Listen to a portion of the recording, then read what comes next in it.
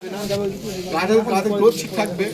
হ্যাঁ, আর সব থেকে ভালো হচ্ছে কি nano urea nano DAP use করা। এটা কি ইউজ করতে হবে, কি হবে, যেটা ইউরিয়া সার বা কোনো সার ইউজ করার মানে প্রয়োগ করার 3 দিন বাদে মারতে হবে। 60 গ্রাম করে ব্যারেলে লাগবে, 60 গ্রাম ন্যানো ইউরিয়া, 60 গ্রাম ন্যানো ডিএপি, ওর সঙ্গে একটা ইউরিক অ্যাসিড বা জিঙ্ক।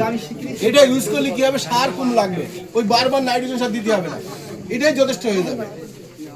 এটাই বিট ভালো ফলন আসবে, ভালো কোয়ালিটি আসবে। হ্যাঁ, আর একটা লাস্ট বলবো একটা কথা, সেটা হচ্ছে গভর্নমেন্ট সাবসিডি দিয়ে আপনাদের এখানে গত বছর আমরা লাগিয়েছিলাম কিছু জায়গায়, এই না লাগিয়েছিলাম, তাই তো মিনি স্প্রিংলার। তো আমাদের এখন কি গ্রামে গঞ্জের বাড়িতে এখন এসি চলছে, খেয়াল করে দেখবেন চলছে কি সব, মানে গরমেও থাকতে পারছি না, তাই তো। আগে শহরের মানুষ এসি বাস করতো, বাবার বাড়ি এসি, এটা বিরাট ব্যাপারটা নাকি। গ্রামে গঞ্জে মানুষ কিন্তু এসি বাড়ি কন্টিনিউ লাগাচ্ছেন, গ্রামে খুঁজলি 10টানা বাড়িতে এসি লাগান দেয়, মানুষ কিন্তু গরমে থাকতে পারছে না। তো গাছপালা কিন্তু গরমে থাকতে পারছে না।